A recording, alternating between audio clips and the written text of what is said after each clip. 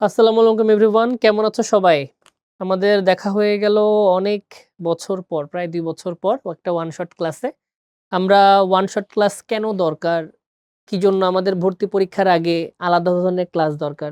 কেন আমাদের বোর্ড পরীক্ষার আগে আলাদা ধরনের ক্লাস দরকার?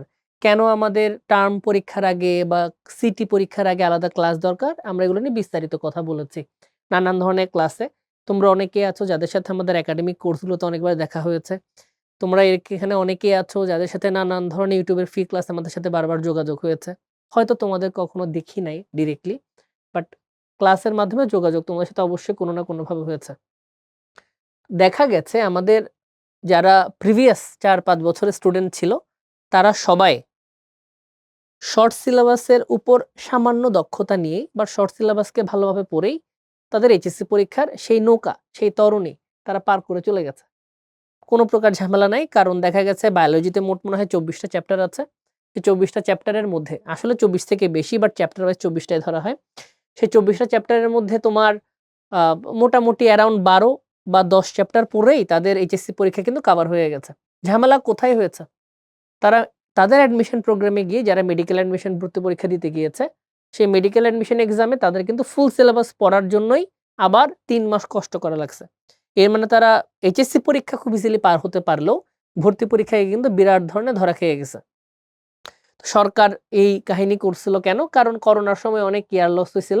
শেয়ার লসকে কাভার করার জন্য পরীক্ষা তো পেছানো সম্ভব ছিল না। তাই সিলেবাস কমিয়ে সবার জন্য সমান একটা ওয়েদার ক্রিয়েট করার চেষ্টা করা হয়েছে। এখন যেটা ব্যাপার, এখন শিক্ষাবর্ষ আবার আগের মডেলে ব্যাক করেছে। এখন আর কোনো ধরনের মহামারী নেই। এখন আমরা চাইলেই একটা সম্পূর্ণ বছর বা সম্পূর্ণ কারিকুলামের মধ্যে একটা কমপ্লিট লেকচার শেষ করতে পারি। For that reason we are back again into full syllabus. আমাদের আবার আগমন হয়ে গেছে ফুল সিলেবাসের মধ্যে। ফুল সিলেবাস মানে সেই ২৪ টা চ্যাপ্টার এখন ভালো করে পড়তে হবে। পরীক্ষার টাইম চেঞ্জ হোক না হোক, তোমার পড়াশোনা হোক বা না হোক, যেকোনো চ্যাপ্টার থেকে এমসিকিউ আসতে পারে। যেকোনো চ্যাপ্টার থেকেই সিকিউ আসতে পারে। তো দেখা গেছে বোটানির তাহলে এখন ১২ চ্যাপ্টার থেকে সেই ৫ টা সিকিউ আসবে।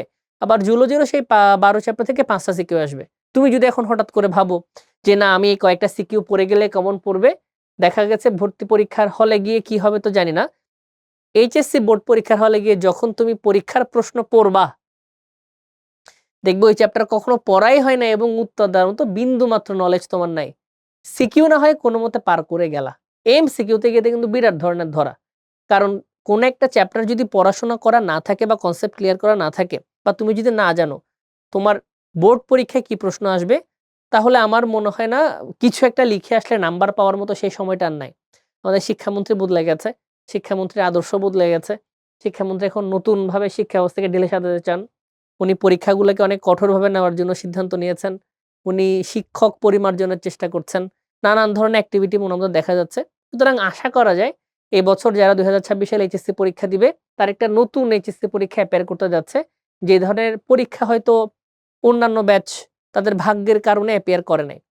তাই আমাদের আগে থেকে একটু প্রিপারেশন রাখতে হবে। তো এই ওয়ান শট ক্লাসের ইম্পোর্টেন্স কোথায়?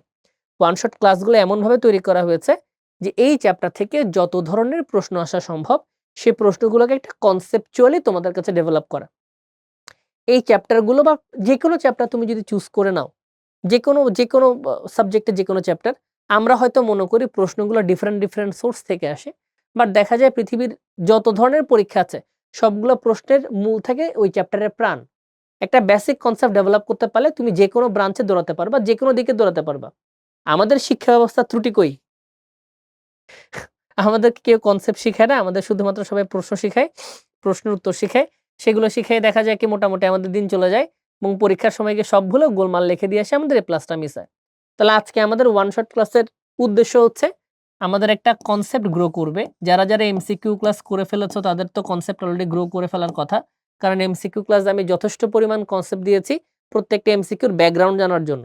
আমরা এমসিকিউ থেকে ব্যাকগ্রাউন্ডে গিয়ে কথা বলেছি যাতে আমাদের নলেজ ডেভেলপ করে। ঠিক সেভাবে আমাদের সিকিউতেও মূল কাজ আমাদের কনসেপ্ট ক্লিয়ার করা। ঘটনা কি ঘটছে এটা যদি ধরা সম্ভব হয়, তবে সেক্ষেত্রে পৃথিবীর যেকোনো সিকিউ এমসিকিউ যেকোনো পরীক্ষায় অ্যাটেম্প্ট করা সম্ভব। তাহলে চলো আমরা আর কথা না বাড়াই। তোমরা যারা পরীক্ষার আগে দেখবে লেকচারগুলো ফাস্ট ফরওয়ার্ড করে দেখার চেষ্টা করো। বাট কনসেপ্টগুলো মিস করে যেও না। তাহলে পরীক্ষার সময় লিখতে কিন্তু বিরাট ধরনের অসুবিধা হবে। প্রথম প্রশ্নে এখানে বলেছে শিক্ষক ব্যবহারিক ক্লাসে দুটা উদ্ভিদ দেখিয়েছেন, প্রথমটা উভচর উদ্ভিদ এবং দ্বিতীয়টাকে সানফার্ন বলা হয়। তো আমরা এই যে চ্যাপ্টার নিয়ে কথাবার্তা বলছি সেই চ্যাপ্টারের শুরুতে আমাদের একটা স্টার্টিং নোট বোঝা খুব দরকার। আমাদের একটা কাহিনী খুব ভালো করে বুঝতে হবে, কারণ পরীক্ষার মধ্যে তোমাকে এত সুন্দর করে নাও বলা থাকতে পারে, তোমাকে নানান ধরনের ইন্ডিকেশন দিয়ে বোটানির নানান ধরনের প্ল্যান্ট বা চ্যাপ্টারের দিকে ইন্ডিকেশন দিতে পারে। যদি কখনো তোমার সেই ইন্ডিকেশনগুলো ক্লিয়ার না হয়, বিলিভ মি অর নট, ধরা খাওয়ার সম্ভাবনা 100%, একদম বিশাল ধরনের ধরা খাবা। তাহলে চলো সবার আগে আমরা প্রশ্নের ইন্ডিকেশনগুলো ধরার চেষ্টা করি। কি কি ইন্ডিকেশন দিয়ে তোমাকে বোঝানো হবে যে হ্যাঁ আমরা ওই চ্যাপ্টারের দিকেই যাচ্ছি। আজকে ব্রায়োফাইটা টেরিডোফাইটা তুমি তো বুঝতে পারছো, হয় ব্রায়োফাইটা টেরিডোফাইটা হবে, বাট পুরো পরীক্ষায় তোমাকে কোন জায়গা থেকে প্রশ্ন করছে একটু উদ্দীপককে ধরা কঠিন হইতে পারে, তাই তাদের জন্য এই ক্লাসিফিকেশনটা জানা খুব দরকার। সবার আগে আমরা যদি কথা বলি উদ্ভিদ জগৎ নিয়ে, কাকে নিয়ে কথা বলবো আমরা? আমরা যদি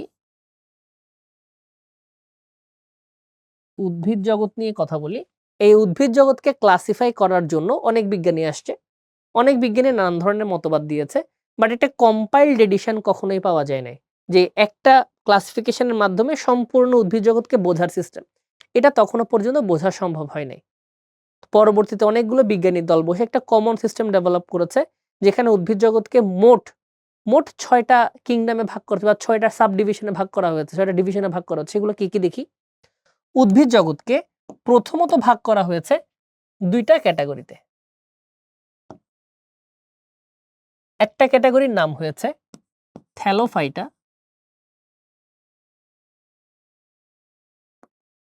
তথা থ্যালয়েড উদ্ভিদ,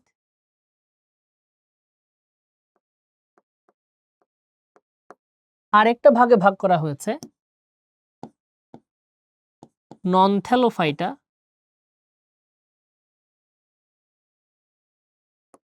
বা নন থ্যালয়েড উদ্ভিদ।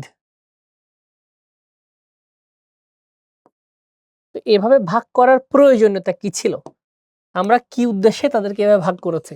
তাহলে চলো এগুলোর বাংলাগুলো আগে একটু জানার চেষ্টা করি, কারণ আমরা যেহেতু ল্যাটিন বা গ্রিক বংশোদ্ভূত না, আমাদের হঠাৎ করে ল্যাটিন বা গ্রিক বোঝা কিন্তু তুলনামূলক কঠিন হবে। এই যে থ্যালয়েড, এটাকে যদি আমরা একটু বাংলাতে লিখি, এটাকে বলা হয় সমাঙ্গদেহী উদ্ভিদ।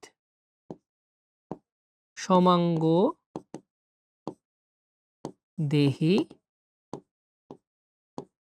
উদ্ভিদ। আর যদি আমরা একটু নন থ্যালয়েডের দিকে যাই, এটাকে বলা হয় অসমাঙ্গদেহী উদ্ভিদ। তারপরও হয়তো বাংলাটা অনেকের কাছে ক্লিয়ার না, এতদিন আবুল হাসান স্যারের বোটানি বই লেখা ছিল তাই কোনোভাবে মুখস্থ করে ফেলছি। চল আমরা একটু ব্রেকডাউন শিখি। যখনই আমরা কোন একটা গাছকে কল্পনা করি যে আমাদের সামনে যে কোনো গাছ পড়ে আছে, সেটা একটু গ্রোন আপ আর কি, একদম ছোট অবস্থানে একটু বড় হয়েছে, তখনই দেখবা একটা ছোট বাচ্চাও তাকে ছোটবেলা শেখানো সে বলতে পারে যে এটা গাছের পাতা, এটা গাছের কাণ্ড, এটা গাছের মূল, এটা গাছের ফুল, এটা গাছের ফল। মানে কখনো তোমার কনফিউজ হওয়ার চান্স নাই। তুমি জবা গাছের ফুল দেখে কখনো বলবা না ভাই এটা জবা গাছের পাতা, আবার জবা গাছের পাতা দেখে তুমি কখনো বলবা না এটা জবা গাছের ফুল, কারণ তাদের মধ্যে একটা ক্লিয়ার ডিস্টিংশন আছে। খালি চোখে তফাৎ করা সম্ভব, ভাই এটা পাতা, এটা ফুল, এটা ফল, এটা শাখা, এটা কাণ্ড, এটা মূল, এভরিথিং। তাহলে দেখা যায় একটা গাছের প্রত্যেকটা অঙ্গ থেকে ভিন্ন, তারা কখনোই সমান না, তারা পরস্পর ভিন্ন ভিন্ন বৈশিষ্ট্য ধারণ করে, তাই তাদেরকে খালি চোখে বোঝা যায় যে তারা সমান অঙ্গ বিশিষ্ট উদ্ভিদ না, তাদের মধ্যে ভ্যারিয়েশন আছে। মূলের কাজ একরকম, মূল দেখতে একরকম থাকে এক জায়গায়, কাণ্ড দেখতে একরকম, কাণ্ড থাকে এক জায়গায়, শাখা অন্যরকম, ফুল একরকম, ফল অনেক রকম। এই যে ডিফারেন্স তুমি ক্রিয়েট করতে পারছো, তুমি উদ্ভিদকে যে বলতে পারছো তাদের সমান অঙ্গ বিশিষ্ট না, এগুলাকে বলা হয় অসমাঙ্গদেহী উদ্ভিদ। এর মানে এসব উদ্ভিদকে তুমি সবসময় মূল, কাণ্ড, পাতায় বিভক্ত করা যায়। তো যেহেতু ভাগ করা যাচ্ছে, তাহলে এদেরকে বডিকে কখনো আমি সেম বলতে পারবো না, এক একটা পার্টস এক এক টাইপের, তাই এগুলোকে বলা হয় অসমাঙ্গদেহী উদ্ভিদ, সমান না অঙ্গগুলো। বাট তুমি যদি শৈবালের দিকে কখনো তাকাও, একটা সাপোজ তুমি যে কোনো একটা পৃথিবীর শৈবালের দিকে তাকালা, তুমি যখন শৈবালের দিকে তাকাবা তখন শৈবালের দিকে তাকায় দেখবা শৈবাল যখন মাইক্রোস্কোপিক লেভেলে অবস্থান করে তখন তার মধ্যে একটা সেল থাকে। তুমি হয়তো চিন্তা করতে শুভ ভাই তাহলে খাবার টাবার দিলে বড় টড়ো হইলে মনে হয় গাছ লতা পাতা গজাই যাবে। উত্তর হচ্ছে না। শৈবালকে তুমি যতই খাবার দাও না কেন শৈবাল এভাবে মাল্টিপ্লাই করতেই থাকবে। বাট তুমি কখনো 1000 বছর পরও যদি শৈবালের দিকে তাকাও তখনও দেখবা শৈবাল এরকম সূত্রাকারে অবস্থান করছে বা তার আশেপাশে নানান ধরনের সেলের জন্ম দিচ্ছে। বাট তুমি কখনো বুঝতেই পারবা না এর মধ্যে কোনটা মূল, কোনটা কাণ্ড, কোনটা পাতা, কার কাজ কি। দেখে সবাইকেই সেম মনে হয়। মানে ওদের বডিকে কখনো তুমি মূল কাণ্ড পাতায় ভাগ করতেই পারবা না। তাহলে ওদের বডিকে কখনো রুট, স্টেম এবং লিফে ডিভাইড করা সম্ভবই না। তাই ওদেরকে বলা হয় ওদের পুরো বডি সেম, পুরো বডি সমান। তাই এখান থেকে নাম আসে সম অঙ্গ দেহী উদ্ভিদ। তাহলে এই সম অঙ্গ দেহী উদ্ভিদ কারা কারা আছে? সমঙ্গ উদ্ভিদ আছে মোট 3 জন। কারা কারা? এক আছে শৈবাল,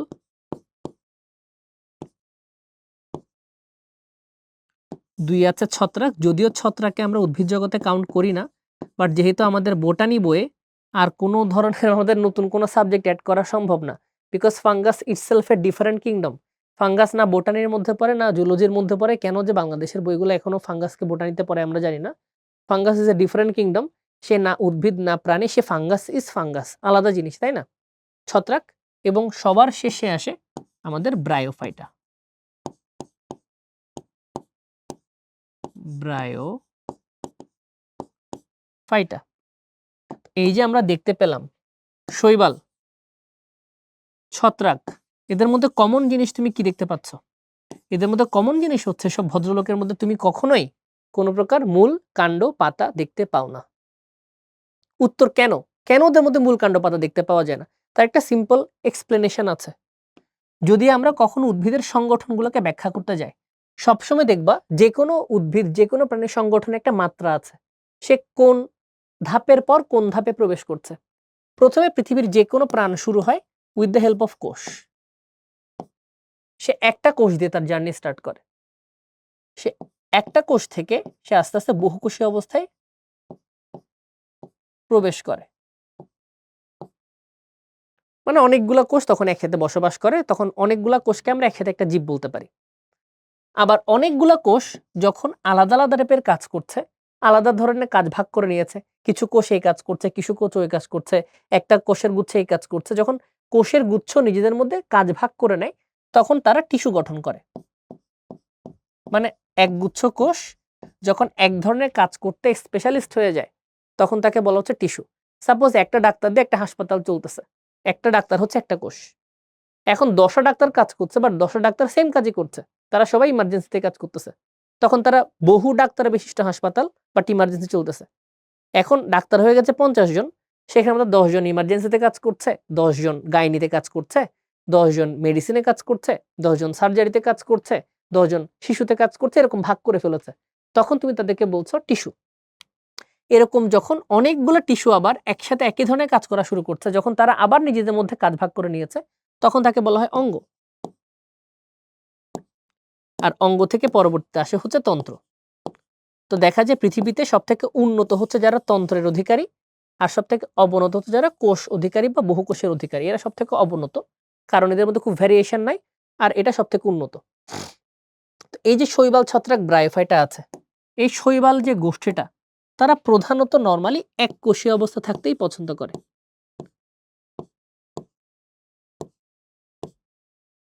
এবং তারা সবথেকে আদি অবস্থা,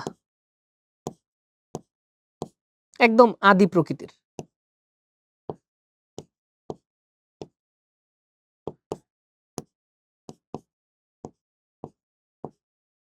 তাদের মধ্যে তুমি কোনো প্রকার টিস্যু পাবা না, তাদের মধ্যে তুমি কোনো প্রকার জাইলেম পাবা না। কারণ টিস্যু বলতেই আবরণ হতে পারে, পরিবহন টিস্যু হতে পারে, জাইলেম এক প্রকার পরিবহন টিস্যু। তো যার কাছে টিস্যুই নাই ওর কাছে তুমি জাইলেম ফ্লোয়েম তো আশা করতে পারবা না। তাহলে ওর কাছে কোনো জাইলেম নাই, ওর কাছে কোনো প্রকার ফ্লোয়েমও কিন্তু নাই, মানে ওর কাছে কোনো ভাস্কুলার টিস্যুই নাই। তাহলে ওকে আমরা কি বলতে পারি? ও একটা অভাস্কুলার উদ্ভিদ। আবার খেয়াল করে দেখো, যার কাছে কোনো টিস্যু নাই যার কাছে কোনো ধরনের জাইলেম ফ্লোয়েম নাই, তার তো অবস্থা খুবই শোচনীয় পর্যায়ে আছে। তুমি তো ওকে কোনোভাবে কাউন্ট করতে পারবা না। ওর কাছে টিস্যু যখন নাই, ওর কাছে অঙ্গ কোত্থেকে আসবে? ওর কাছে মূল কোত্থেকে আসবে? পাতা কোত্থেকে আসবে? কাণ্ড কোত্থেকে আসবে? দেখছো মিলে যাচ্ছে? যার কাছে টিস্যুই নাই সে কেমনে মূল কাণ্ড পাতা তৈরি করবে? আর যার কাছে মূল কাণ্ড পাতাই নাই ওর কাছে ফুল থাকা কি সম্ভব? মূল কাণ্ড পাতাই মানে বানাইতে পারলো না, ফুল কই থেকে আসবে? তাহলে ফুলও থাকবে না। তাই ওদেরকে বলা হয় অপুষ্পক ও পুষ্পক। সেম ফর ছত্রাক। তো ছত্রাক তো উদ্ভিদই না, তাই ছত্রাকে খুব বেশি এখানে কথা বলা হয় না। তাই ছত্রাকের জায়গাটা আমি এখানে খালি রাখলাম। ব্রায়োফাইটায় আসো। ব্রায়োফাইটা হয়ে গেছে সাধারণত বহুকোষী অবস্থায়, কিন্তু বহুকোষী হওয়ার পরেও সে কিন্তু টিস্যু গঠন করতে পারে না। তো যেহেতু সে টিস্যু গঠন করতে পারছে না, তাই বলতে পারবো সেও হচ্ছে অভাস্কুলার। তো যার কাছে কোনো প্রকার টিস্যু নাই, সে কিভাবে মূলকাণ্ড পাতা বানাবে? বানাতে পারছে না, সে থ্যালয়েড। তাহলে তার কাছে ফুল বানানো সম্ভব না। তাহলে যার কাছে কোনো প্রকার ফুল নাই তাকে আমরা কি বলবো? অপুষ্পক। তাহলে খেয়াল করে দেখো, তোমাকে যখনই পরীক্ষায় প্রশ্ন করবে তোমাকে এরকম করে বলবে, মিস্টার জসিম একদিন রাস্তায় হাঁটতে গিয়ে একটি সবুজ উদ্ভিদ দেখতে পেলেন। উদ্ভিদটা খুবই ছোট, ক্ষুদ্র। তিনি উদ্ভিদটি পর্যালোচনা করে দেখলেন, উদ্ভিদটা নিয়ে রিসার্চ করে দেখলেন উদ্ভিদটা হচ্ছে একটা বহুকোষী উদ্ভিদ, কিন্তু এতে কোনো মূলকাণ্ড পাতা তিনি খুঁজে পান নাই। এটি একটি উন্নত ধরনের উদ্ভিদ ওনার মনে হচ্ছে, এবং এটা অভাস্কুলার এবং অপুষ্পক। এটা কোন ধরনের উদ্ভিদ? শৈবাল, ছত্রাক, ব্রায়োফাইটা কোনটা?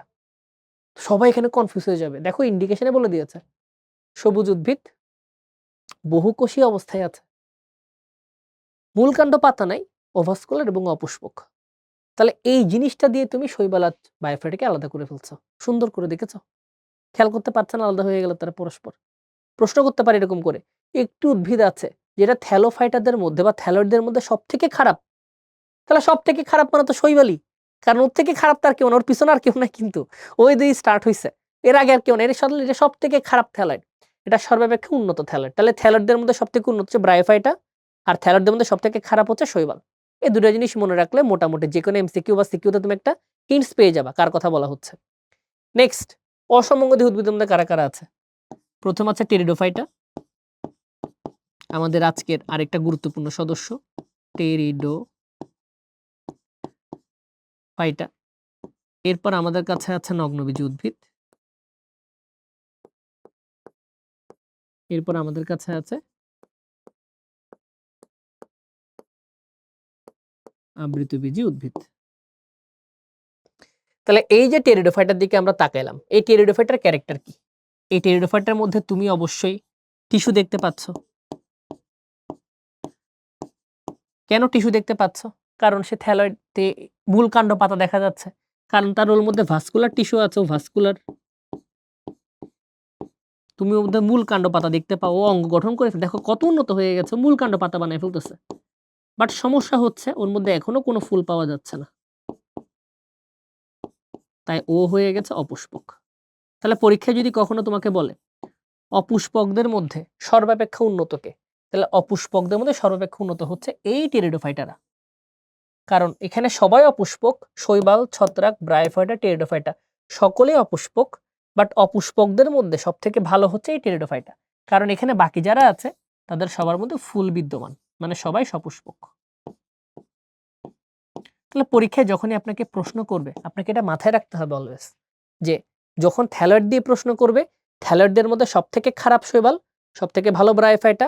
আর যদি কখনো পুষ্প দিয়ে কথা বলে, পুষ্পকদের মধ্যে মানে সবকিছুতে সব থেকে খারাপ শৈবাল, বাট থ্যালয়েডের মধ্যে সব থেকে ভালো ব্রায়োফাইটা, আর পুষ্পকদের মধ্যে সব থেকে ভালো হচ্ছে এই টেরিডোফাইটা। কারণ পরীক্ষায় যখনই তোমাকে সিকিউতে কোনো স্টেম দেওয়ার চেষ্টা করবে, সিকিউতে তোমাকে যখনই কোনো উদ্দীপক প্রদানের চেষ্টা করা হবে, সে উদ্দীপকের মধ্যে অলওয়েজ এই হিন্টস গুলো তোমাকে দেওয়ার চেষ্টা করবে বোঝানোর জন্য, হ্যাঁ এইগুলো একটা প্রশ্ন হতে পারে। তাহলে চলো আমরা প্রশ্নটা সলভ করি। তারা দুইটি উদ্ভিদ দেখছে, প্রথমটা উভচর। উভচর উদ্ভিদ কথাটার মানে হচ্ছে এই ভদ্রলোকের নাম হচ্ছে ব্রায়োফাইটা। সে কেন উভচর আমরা এটা নিয়ে আলোচনা করব, যখন আমরা ব্রায়োফাইটা নিয়ে পড়বো তখন আমরা আলোচনা করে ফেলবো ব্রায়োফাইটা। এবং দ্বিতীয়টিকে বলা হচ্ছে সানফার্ন বা টেরিস। বলা হচ্ছে উদ্দীপকের প্রথম উদ্ভিদের থ্যালাসের যে প্রস্থচ্ছেদ সেটা চিহ্নিত করো এবং একে দেখাও জিনিসটা কেমন। আঁকাটা খুবই সোজা, চলো আমরা একটু দেখার চেষ্টা করি। আসো, সবার আগে আমরা এই উদ্ভিদটার ন্যাচারাল যে স্ট্রাকচার সেটা একটু বোঝার চেষ্টা করব। তাহলে আমি যদি মাটির সাপেক্ষে, সাপোজ এটা হচ্ছে ভূমি, ভূমির সাপেক্ষে আমরা যদি এই ব্রায়োফাইটা দেখতে কেমন একটু দেখার চেষ্টা করি, তার স্ট্রাকচারটা অনেকটা এরকম। সে ভূমির উপরে কার্পেটের মতো করে থাকে, মানে দেখলে মনে হবে কার্পেটের মতো করে বিছানো। সে কখনো এরকম করে বড় হয় না, উচ্চতায় কখনো বাড়ে না, সে 2D প্লেনে বা দ্বিমাত্রিক প্লেনে বাড়তে থাকে। মানে দৈর্ঘ্য প্রসেসে বড় হতে পারে, সে উচ্চতায় কখনো বড় হতে পারে না। মানে গাছটা কখনো লম্বা হয় না, মাটিতে কার্পেটের মতো বেছানো থাকে। তো তুমি যদি উপর থেকে কখনো দেখো, দেখলে অনেকটা এরকম মনে হবে।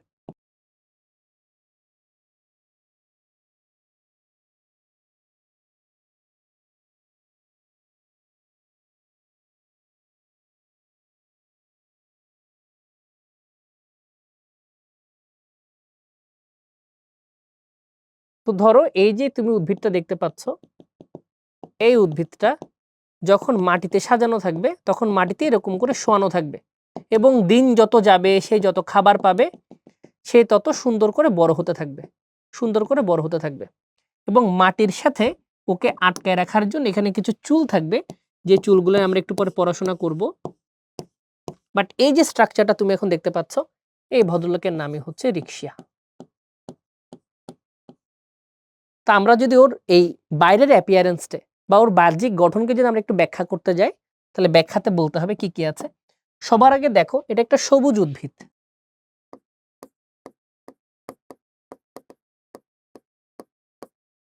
এই যে সবুজ উদ্ভিদ দেখছো, এখানে তুমি কোনো মূল কাণ্ড পাতা বুঝতেই পারতেছ না, কোনটা মূল, কোনটা কাণ্ড, কোনটা পাতা, কোনটা ফুল, কিছুই বোঝা যাচ্ছে না। তাহলে অবশ্যই এটা একটা থ্যালয়েড উদ্ভিদ। এই যে উদ্ভিদ দেখতে পাচ্ছ, এটা কখনো হাইটে বড় হয় না, উচ্চতায় সে বড় হতে পারে না। মনে হয় কার্পেটের মতো শুয়ে আছে মাটির উপরে বা দেয়ালের উপর শুয়ে আছে কার্পেটের মতো। তো কার্পেটের মতো শুয়ে থাকে, তাই এটাকে অনেক সময় সবুজ শায়িত উদ্ভিদ বলা হয়। সবুজ শায়িত উদ্ভিদ নামও ডাকা হয়।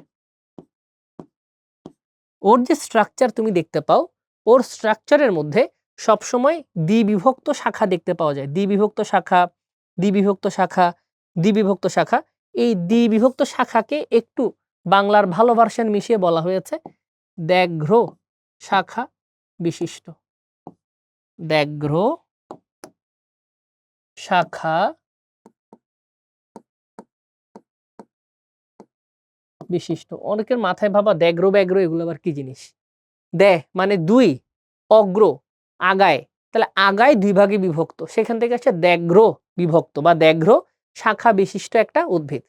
এবং এই উদ্ভিদের কিন্তু কোনো প্রকার মূল কাণ্ড পাতা তুমি দেখতে পাচ্ছ না। না ওর কাছে আছে রুট, রুটও নাই, ওর কাছে কোনো স্টেমও নাই, এবং ওর কাছে তো কোনো লিফও নাই, কিচ্ছু তুমি দেখতে পাচ্ছ না। তাহলে কোনো রুট নাই, তাহলে মাটির সাথেও আটকে থাকবে কিভাবে, বা যে তলের সাথেও আছে আটকে থাকবে কিভাবে? তার কাছে কিছু এককোষী চুল থাকে, এককোষী কিছু প্রবৃদ্ধি বা চুল থাকে। এই এককোষী প্রবৃদ্ধিগুলোকে বলা হয় রাইজয়েড। তো একটা রিক্সিয়া তার জীবনের প্রথম দিকে এই এককোষী প্রবৃদ্ধিগুলো বা রাইজয়েডগুলো দিয়ে মাটির সাথে আটকে থাকে, কিন্তু তাকে যখন তুমি খাবার দিবা সেরকম বৃদ্ধি পেতে পেতে সম্পূর্ণ বোর্ড দখল করে ফেলবে। তখন একটা সম্পূর্ণ রিক্সিয়াকে, এত বড় রিক্সিয়াকে এই তলের সাথে এককোষী চুলগুলো দিয়ে আটকে রাখা তুলনামূলক কঠিন। তখন তার মধ্যে বহুকোষী কিছু প্রবৃদ্ধি ক্রিয়েট হয়। তো এই যে বহুকোষী প্রবৃদ্ধি তুমি দেখতে পাচ্ছ, এই যে একটা বহুকোষী প্রবৃদ্ধি দেখা যাচ্ছে,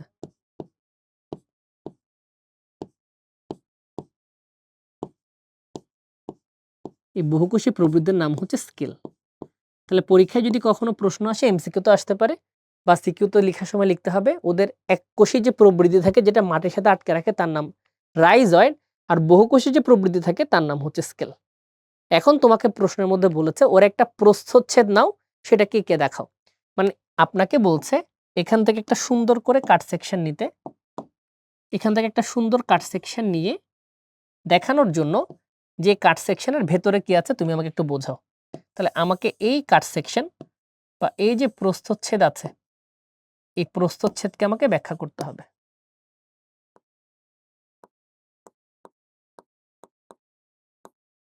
তাহলে ধরো আমরা আবার মাটি নিয়ে নিচ্ছি। তো যখন প্রস্থচ্ছেদকে এক্সপ্লেন করা হয় বা তুমি যখন এই প্রস্থচ্ছেদকে জুম করে দেখার চেষ্টা করবা তখন তার স্ট্রাকচারটা অনেক সময় এরকম দেখায়।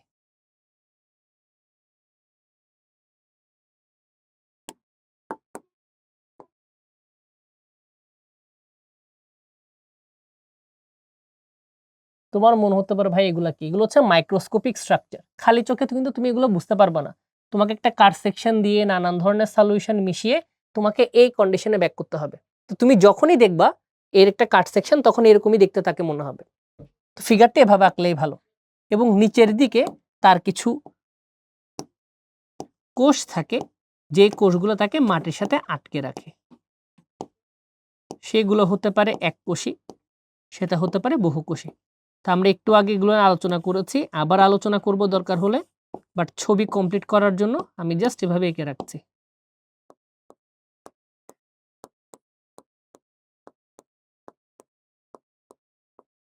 তাহলে সবার আগে দেখো আমি ফিগার এমন ভাবে আঁকছি তোমাকে বোঝানোর জন্য, এর সম্পূর্ণ প্রস্থচ্ছেদ দুইটা ভাগে ভাগ হয়ে গেছে।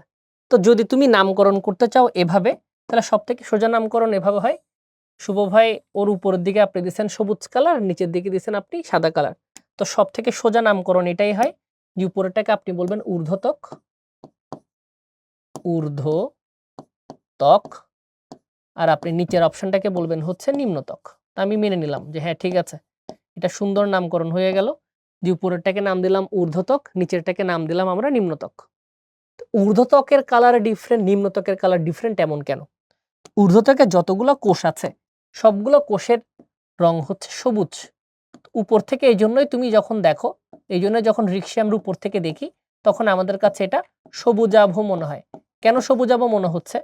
তোমরা যারা যারা কোষ চ্যাপ্টারটা মোটামুটি পড়ে চলে আসছো, তোমাদের জানার কথা, যখনই উদ্ভিদের কোনো কোষের মধ্যে ক্লোরোফিল নামক একটা রঞ্জক উপস্থিতি থাকে, বা যখন তার কাছে ক্লোরোপ্লাস্ট নামক একটা প্লাস্টিডের উপস্থিতি থাকে, তখন তাদের রং সূর্যের আলোর উপস্থিতিতে সবুজ কালার দেখায়। কারণ এই ক্লোরোফিল নামক রঞ্জকটা সূর্যের আলোতে সবুজ কালারটাকে রিফ্লেক্ট করতে পারে, বাকি রঙগুলো শোষণ করে ফেলে এবং সবুজ কালারটাকে সে রিফ্লেক্ট করে। তাহলে উপরের যে কোষের সারিগুলো তুমি দেখতে পাচ্ছ, এই কোষের সারিগুলোর মধ্যে সূর্যের আলো সরাসরি এসে পড়ে। কারণ স্বাভাবিক, সূর্যের আলো তো উপরের ত্বকেই সব থেকে বেশি পড়বে, নিচের ত্বকে তো নিশ্চয়ই সূর্যের আলো পৌঁছাবে না, কমন একটা লজিক। তাহলে উপরের যে ঊর্ধ্বত্বকটা আছে সে ঊর্ধ্বত্বকটা হচ্ছে ক্লোরোফিল সমৃদ্ধ,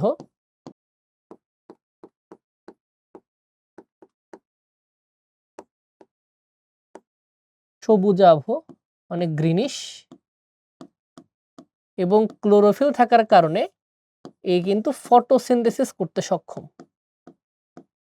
তাই পরীক্ষা এমসিকিউ দিতে পারে রিক্সার কোন অঞ্চল ফটোসিনথেসিস করতে পারে? ঊর্ধ্বত্বক। তাই ঊর্ধ্বত্বকের সব থেকে ভালো নাম যেটা, সেটা হচ্ছে এটাকে বলা হয় সালোক সংশ্লেষণকারী অঞ্চল। সালোক সংশ্লেষণকারী অঞ্চল। তাহলে খেয়াল করে দেখো, এই সম্পূর্ণ রিক্সিয়াকে আমরা উপরের যে পোর্শনটা পড়ে আছে, সে উপরের পোর্শন অনেকগুলো সবুজ কোষের সারি আমরা এঁকেছি। সেই সবুজ কোষের সারি দেখে আমরা বুঝতে পারলাম সেখানে ক্লোরোফিল আছে, তাই সেটা গ্রিনিশ ক্যাটাগরির, এবং এই ক্লোরোফিলকে ব্যবহার করে তারা কিন্তু ফটোসিনথেসিস করতে পারে। মানে রিক্সিয়ার শরীরে খাদ্য উৎপাদনের জন্য ঊর্ধ্বত্বকই দায়ী। তাই ঊর্ধ্বত্বককে অনেক সময় আমরা সালোক সংশ্লেষণকারী অঞ্চল নামেও ডেকে থাকি। এখন খেয়াল করে দেখো, এই প্রত্যেকটা সালোক সংশ্লেষণকারী কোষের সারি আছে, এদের মাঝখানে একটা ফাঁকা অঞ্চল আছে। খেয়াল করে দেখেছো মনে হয় তোমরা, এখানে একটা ফাঁকা অঞ্চল আছে।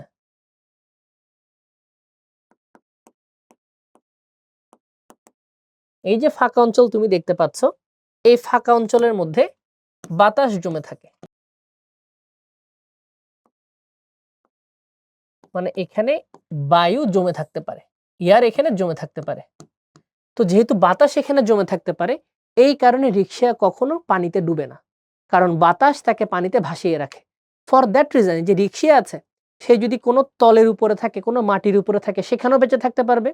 এবং এই বাতাস জমে থাকা ফাঁকা অঞ্চল, যেটাকে আমরা বায়ু কুঠুরি নামেও মাঝে মাঝে ডাকি, এই বায়ু কুঠুরি থাকার কারণে সে কিন্তু সুন্দরভাবে পানিতেও ভেসে থাকতে পারে। সে জলে ভাসমান কন্ডিশনও থাকতে পারে। তো একটা উদ্ভিদ একই সাথে স্থলের যে কোনো জায়গায় জন্মাইতে পারে, সে জলেও ভাসতে পারে। ফর দ্যাট রিজন তাকে আমরা বলা হয় বা তাকে আমরা বলছি উভচর উদ্ভিদ। তাহলে খেয়াল করে দেখো, একটা উদ্ভিদকে উভচর উদ্ভিদ বলার পেছনে কারণটা কি? কারণ হচ্ছে এই উদ্ভিদটা স্থলে জন্মাবেই, উদ্ভিদের ক্যারেক্টারই স্থলে জন্মানো, বাট সে পানির মধ্যেও সমানভাবে বেঁচে থাকতে পারে কোনো প্রকার সমস্যা ছাড়া। ফর দ্যাট রিজন তার নাম হয়ে গেছে উভচর উদ্ভিদ। এখন নিচের পোর্শনে আসো। এই যে নিচের পোর্শন তুমি দেখতে পাচ্ছ, এই নিচের পোর্শনে যে কোষগুলো আছে, এই কোষগুলোকে সব থেকে ভালো হয় এরকম ষড়ভুজাকার শেপে যদি তুমি আঁকতে পারো বা পঞ্চভুজাকার শেপে যদি তুমি আঁকতে পারো সব থেকে ভালো হয়। তোমার যে শেপে ভালো লাগে তুমি সেই শেপে আঁকো, কোনো সমস্যা নেই। এরকম করে এঁকে দিবা এবং সম্পূর্ণ জায়গাটা ফিল আপ করে দিবা।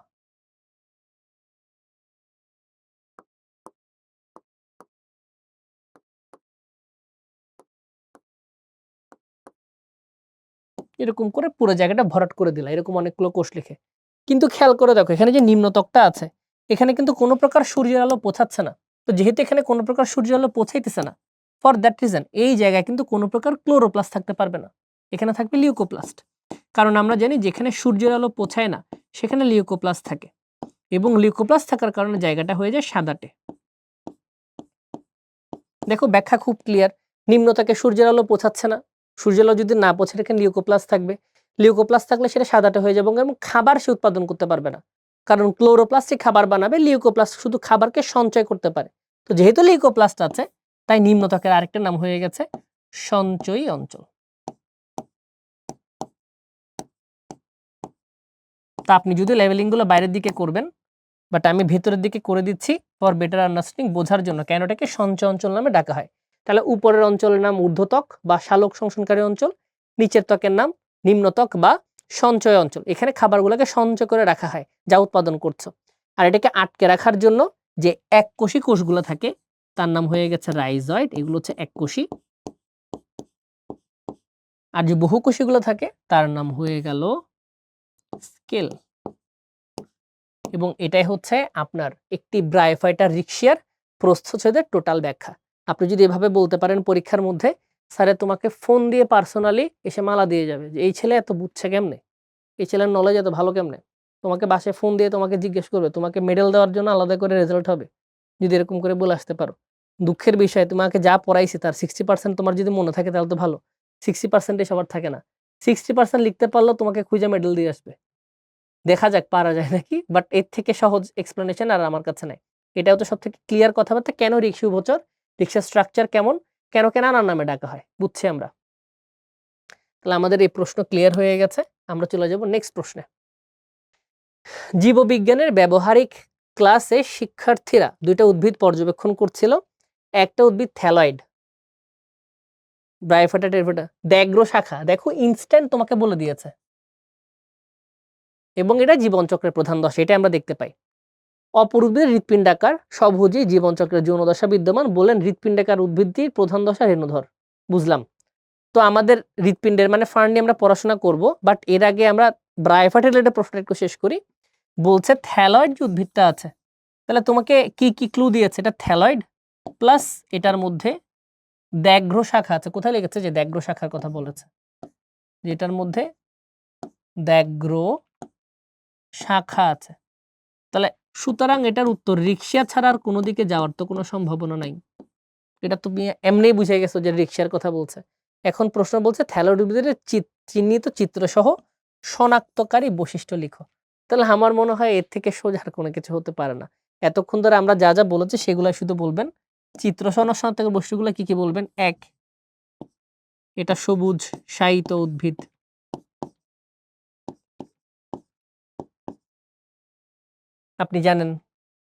আপনি জানেন এটাতে কোনো রুট নাই, এটাতে কোনো স্টেম নাই, এটাতে কোনো লিফ নাই, সুতরাং এটা একটা থ্যালয়েড।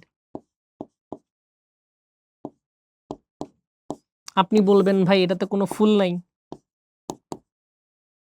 সুতরাং এটা অপুষ্পক। আপনি বলবেন ভাই এটার মধ্যে কোনো প্রকার জাইলেম ফ্লোয়েম দেখতে পাচ্ছি না আমি, থাকার কথা না, মূল কাণ্ড পাতা নেই, জাইলেম ফ্লোয়েম আসবে কোথা থেকে? তাহলে এটা হয়ে গেছে অভাস্কুলার বা এভাস্কুলার ইংরেজিতে যদি বলেন। বাংলাতে ওভাসকুলার নামে ডাকা হয়েছে। আপনি বলতে পারেন এই ভদ্রলোকের মধ্যে দ্যাঘ্র শাখা দেখতে পাওয়া যায়।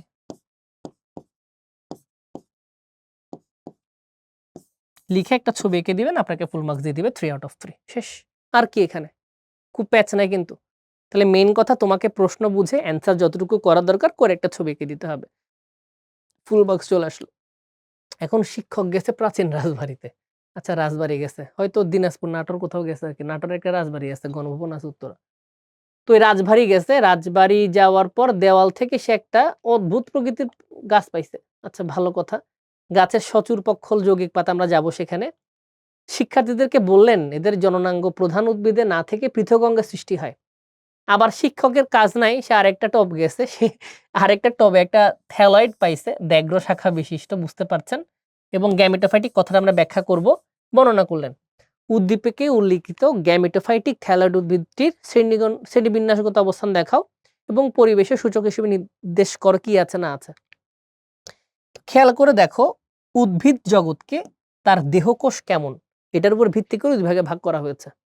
এই যে প্ল্যান্ট কিংডমে যারা আমরা আছি, এই প্ল্যান্ট কিংডমের আন্ডারে থাকা যত ধরনের উদ্ভিদ আছে, সকল ধরনের উদ্ভিদকে অন দ্য বেসিস অফ তাদের দেহকোষ কেমন, বা তাদের দেহের যতগুলা কোষ আছে বা এদের প্রধান দশার যে কোষগুলো আছে সেগুলা কেমন, তার উপর বেস করে ভাগ করা হয়েছে। তাহলে প্ল্যান্ট কিংডমের দেহকোষগুলোকে যখন আলোচনা করা হয়েছে, ওদের দেহকোষ পাওয়া গেছে দুই ধরনের। এক, ওদের কিছু উদ্ভিদের দেহকোষ পাওয়া গেছে টয়েজেন প্রকৃতির,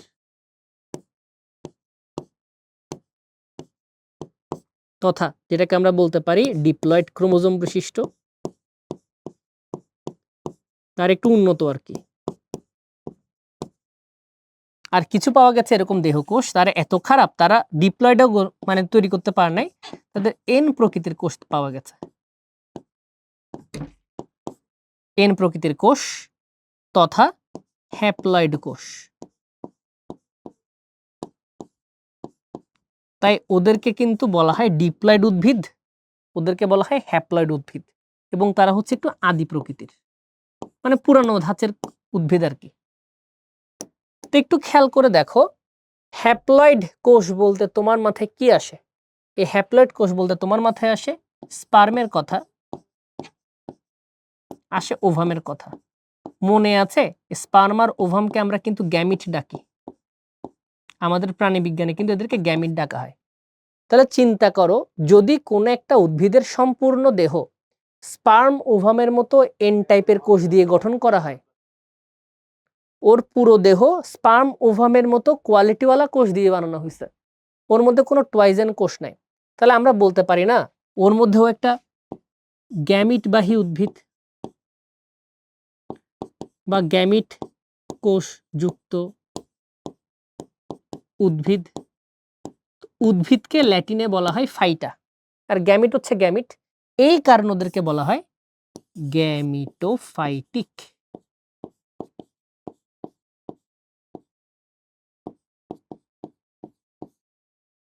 তাহলে খেয়াল করে দেখো কেন ওদের নাম গ্যামিটোফাইটিক হলো, বিকজ অফ ওয়ান থিং, যে ভদ্রলোকের সম্পূর্ণ দেহ তৈরি করা হয়েছে গ্যামিট সদৃশ কোষ দিয়ে। তাহলে গ্যামিট সদৃশ কোষ দিয়ে গঠিত ফাইটা ইজ গ্যামিটোফাইটা। তাহলে ওর নাম স্পোরোফাইটিক কেন? কারণ ডিপ্লয়েড কোষগুলো স্পোর তৈরি করতে পারে, তো যেহেতু তারা স্পোর গঠন করতে পারে ওদেরকে তাই স্পোরোফাইটিক বলা হয়। এর মানে আজকে থেকে শিখে রাখবা, যারা স্পোরোফাইটিক তারাই ডিপ্লয়েড, যারা গ্যামেটোফাইটিক তারা হ্যাপ্লয়েড। তো এই স্পোরোফাইটিক কারা কারা আছে? যত নন থ্যালয়েড আছে সবাই হচ্ছে স্পোরোফাইটিক, সকল নন থ্যালয়েড হচ্ছে স্পোরোফাইটিক, আর সকল থ্যালয়েড হচ্ছে গ্যামেটোফাইটিক। এর মানে শৈবাল, ছত্রাক, ব্রায়োফাইটা এরা সবাই গ্যামেটোফাইটিক, আর আমাদের নগ্নবীজি, আবৃতবীজি, টেরিটোফাইটা সবাই হচ্ছে স্পোরোফাইটিক। তাহলে খেয়াল করে দেখো, গ্যামেটোফাইটিক যে থ্যালয়েড আছে তাকে তোমার শ্রেণীবিন্যাসগত অবস্থান ব্যাখ্যা করতে বলেছে। তাহলে উত্তর খুবই সোজা, এগুলো কখনো আমার ভুল হতো না, খুব নর্মাল ক্লাসিফিকেশন। দেখো কি আছে ক্লাসিফিকেশনে, কিংডম, ডিভিশন, ক্লাস, ডিসিও আছে, এফ আছে, জি আছে। তাহলে কে দিয়ে কিংডম, ডি দিয়ে ডিভিশন, সি দিয়ে ক্লাস, ও দিয়ে অর্ডার, এফ দিয়ে ফ্যামিলি, জি দিয়ে জেনাস। তাহলে ওর কিংডম তো অবশ্যই প্ল্যান্টি, ভুল করার মতো তো জায়গা না, এটা তো এমনিই পারবা। প্ল্যান্টি নিচের দিকে চলে আসে। আচ্ছা ডিভিশনও পারার কথা, ডিভিশনও ভুল করার, দেখো কতগুলা জিনিস মুখস্থ না করলেই পারা যায়। ব্রায়োফাইটা, এটা তো জীবনে ভুল করবি না নাকি? গেল। নিচের দিকে নেমে আসো, জেনাস রিক্সিয়া নিয়ে কথা বলতে রিক্সিয়া তো হইতেই হবে।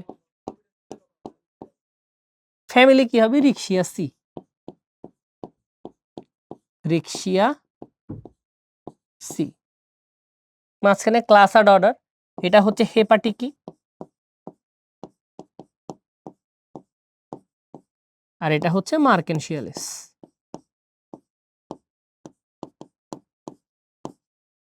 তাহলে খেয়াল করে দেখো, শুধু এই দুইটা জিনিস তোমার মেমোরাইজ করতে হচ্ছে, বাকি সব জিনিস তুমি ন্যাচারালি পারো। যে কিংডম আর ডিভিশন ভুল করার কোনো চান্স নাই, ফ্যামিলি আর জেনাস ভুল করার কোনো চান্স নেই, জেনাসের নামে ফ্যামিলি হয়, জেনাস রিক্সিয়া, সুতরাং রিক্সিয়াসি। মাঝখানে হেপাটিক আর মার্কেনশিয়ালিস মুখস্থ করতে হচ্ছে। আর কি সহজ করে পড়াবো এখানে, ইজি হয়ে গেল।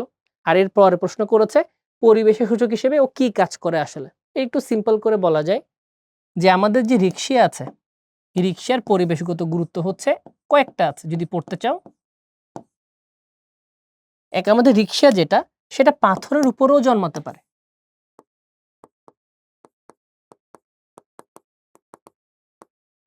পাথরের উপরে জন্ম নিতে পারে এবং সে পাথরকে মাটিতে রূপান্তর করতে পারে। এর মানে কোনো একটা প্রদেশে যেখানে খুবই অনুর্বর অবস্থা, সেখানে যদি আপনি রিক্সার চারা বা বীজ ফেলে দেন, তাহলে দেখা যাবে 10-20 বছর পর সেখানকার পাথরগুলো পরিবর্তিত হয়ে মাটিতে রূপান্তর হয়েছে, সেখানে উর্বরতা বাড়ছে। এটা রিক্সার খুব গুরুত্বপূর্ণ একটা উপাদান, যে সে পাথরকে মাটিতে রূপান্তর করতে পারে। এরপর একটা গুরুত্বপূর্ণ আছে যে আমাদের রিক্সিয়া, এগুলো কখনো সালফার ডাইঅক্সাইড কিংবা ফসফেট জাতীয় দূষণ টিকে থাকে না। ধরো অন্যান্য যে কোনো উদ্ভিদ, আম গাছ, জাম গাছ, কাঁঠাল গাছ, এগুলো নিয়ে তুমি যখনই কাজ করবা, তখন দেখবা আমাদের আশেপাশে কত দূষণ টুষণ আছে। সব দূষণের মধ্যে আম গাছ, জাম গাছ সব ঠিক আছে, টাইমে টাইমে ফল টল দিচ্ছে। বাট রিক্সা এমন একটা উদ্ভিদ, যে কোনো প্রকার দূষিতা গ্যাস যদি তার পরিবেশে বৃদ্ধি পায়, সে ইনস্ট্যান্ট মারা যায়। তো তুমি কোন একটা এলাকায় যদি গিয়ে দেখো সে জায়গায় রিক্সার পরিমাণ কমে যাচ্ছে, তুমি বুঝতে পারবা সে জায়গায় বায়ু দূষণ হচ্ছে। তাই রিক্সাকে অনেকটা বায়ু দূষণের নির্দেশক বলা হয়। বায়ু দূষণের নির্দেশক।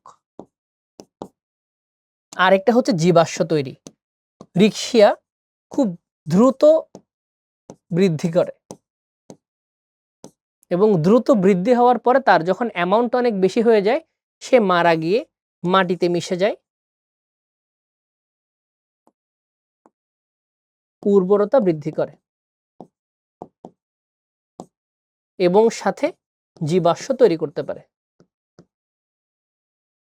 তাই কোনো এলাকায় বা কোনো এলাকার মাটিতে যদি রিক্সা বেশি পরিমাণে থাকে, তবে সে এলাকা খুব উর্বর হয় এবং সে এলাকায় প্রচুর জীবাশ্ম থাকে, মাটির উর্বরতা বাড়তে থাকে।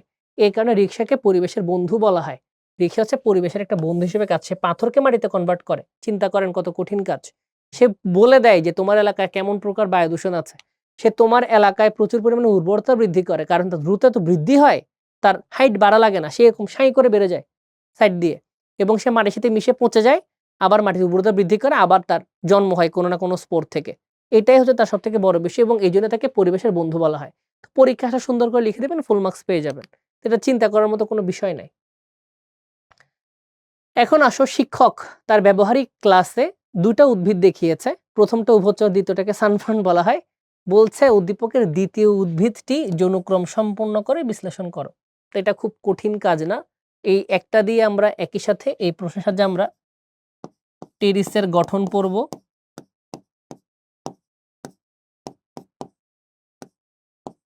সাথে টেরিসের যৌনক্রম পড়ব, কিভাবে তার বংশবৃদ্ধি হয়। তাহলে চলো আমরা ঠান্ডা মাথায় একটু পড়াশোনা করি, যাতে আমাদের এই জায়গায় কোনো প্রকার কনফিউশন ক্রিয়েট না হয়। এই প্রশ্ন আসবে ধরে রাখো, সিকিউর জন্য 100% important, 100% to the power 5 star. কি বলবো আর, এটা আসবেই পরীক্ষায়। আপনি যে কোনো বোর্ডে বসেন না কেন, এটা আসবেই, এটা ছাড়া কখনো বোটানির প্রশ্ন ফুলফিল হবে না, আসতেই হবে প্রশ্নটা, ঠিক আছে? সবার আগে আমরা একটু মাটি এঁকে নিই। তো আমরা যাকে নিয়ে পড়াশোনা করছি তার নাম হচ্ছে টেরিস। তো টেরিস হচ্ছে পৃথিবীর প্রথম নন থ্যালয়েড উদ্ভিদ। প্রথম নন থ্যালয়েড উদ্ভিদ কথাটার মানে কি? আমরা যদি পরিশিরোনাম লিখি, আমরা যাকে নিয়ে পড়াশোনা করছি সে হচ্ছে টেরিস, এবং এটা পৃথিবীর প্রথম নন থ্যালয়েড উদ্ভিদ। তাহলে একটু খেয়াল করে দেখো, যাকে আমি বলছি পৃথিবীর প্রথম নন থ্যালয়েড উদ্ভিদ, এর মানে পৃথিবীর সবার আগে তার কাছে কিন্তু মূলকাণ্ড পাতা আসছে। এরপরে নগ্নবীজি থেকে আরো ভালো পাতা মূল আসছে, আবৃতবীজি থেকে একদম পারফেক্ট মূলকাণ্ড পাতা আমরা পেয়ে গেছি। বাট টেরিসের মধ্যে আমরা যে মূলকাণ্ড পাতা পেয়েছি সেটা পৃথিবীর একদম প্রথম দিকের মূলকাণ্ড পাতা, খুব ভালো না। তাই টেরিসের মধ্যে যে মূলকাণ্ড পাতাগুলো পাওয়া যাবে এগুলো মূলকাণ্ড পাতাই, বাট একটু ডিফারেন্ট টাইপের আমরা দেখব। টেরিসের যে কাণ্ড আছে, টেরিসের কাণ্ডটা জন্ম লাভ করে মাটির নিচে। তো তোমাদের অনেক সময় ডাউট হইতে পারে, শুভ ভাই এটা কি বললেন আপনি, টেরিসের কাণ্ড মাটির নিচে কেন থাকবে? কাণ্ড নরমালি মাটির নিচ থেকে গ্রো করে মাটির উপরে ভেদ করে আসে এবং উপর দিকে বড় হতে থাকে। কারণ আমাদের কাণ্ডগুলোতে প্রচুর যান্ত্রিক টিস্যু থাকে, যে আশেপাশে গাছগুলো দেখি, এর কারণে কাণ্ড শক্ত পোক্ত হয়ে উপর দিকে খাম্বার মতো বাড়তে থাকে। কিন্তু টেরিস পৃথিবীর প্রথম দিকের নন থ্যালয়েড উদ্ভিদ, প্রথমবারের মতো সে কাণ্ড বানাইছে। তার কাণ্ডটা এত ভালো না, খুবই দুর্বল একটা কাণ্ড বানাবে। তাই ওর কাণ্ডটা মাটির নিচে জন্ম হলেও কখনো মাটি ভেদ করে উপর উঠতে পারবে না। তাহলে ওর কাণ্ড থাকবে খুবই দুর্বল, ওর কাণ্ড থাকবে খুবই দুর্বল এবং ভূ নিম্নস্থ, মাটির নিচে থাকবে, কারণ তার মাটি ভেদ করে উঠে সোজা হয়ে দাঁড়িয়ে থাকবে ওই ক্ষমতা তার নাই। এই যে ভূ নিম্নস্থ কাণ্ড তুমি দেখতে পাচ্ছ, এই ভূ নিম্নস্থ কাণ্ডগুলোকে বলা হয় রাইজোম।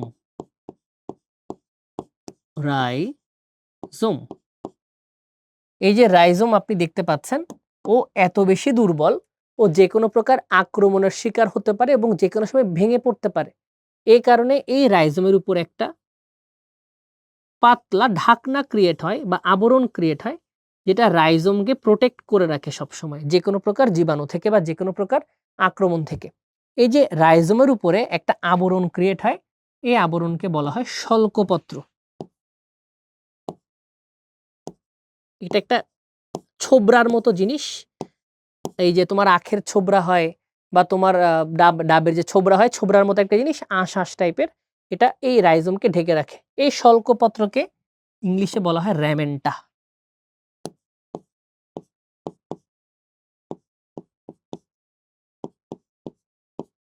এবং এই কাণ্ড থেকে আপনার বের হয়ে আসে অনেকগুলো মূল, বাট মূলগুলো এরকম চুলের মতো অবস্থান করে।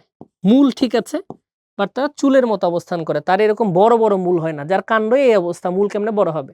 তাই ওর মূলগুলো হয়ে গেছে গুচ্ছ মূল প্রকৃতির, গুচ্ছ মূল প্রকৃতির মূল পাওয়া গেছে।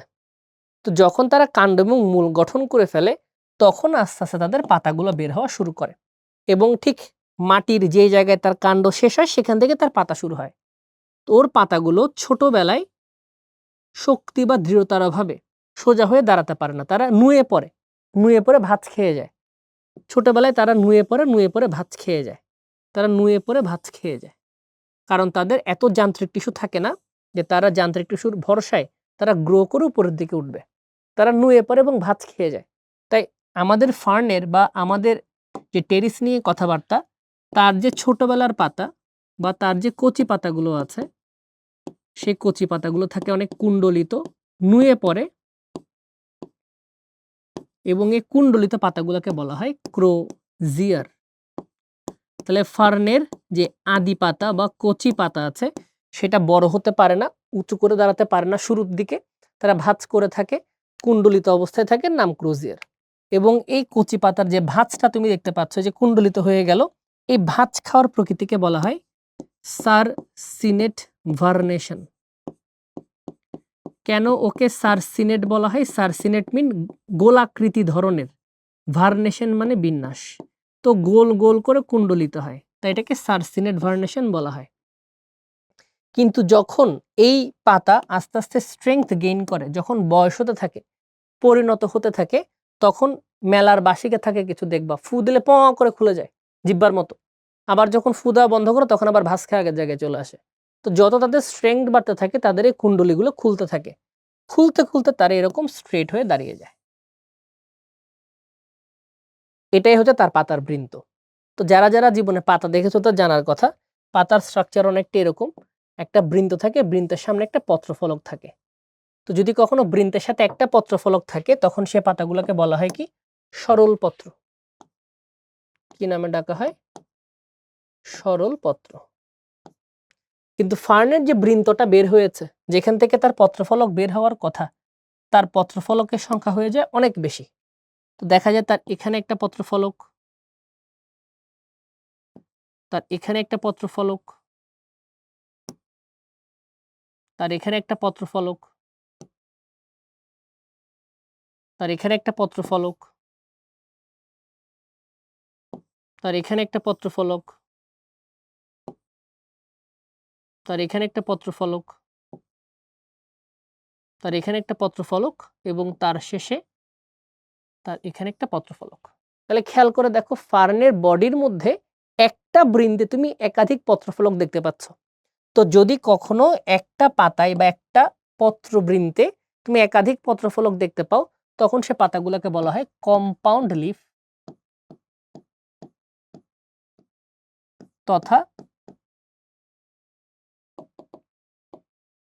কম্পাউন্ড বা যৌগিক পত্র, কারণ এখানে পত্রফলকের সংখ্যা একাধিক হয়ে গেছে। আবার খেয়াল করে দেখো, এই যে কম্পাউন্ড লিফ দেখতে পাচ্ছ, তার চূড়াতেও একটা পত্রফলক আছে।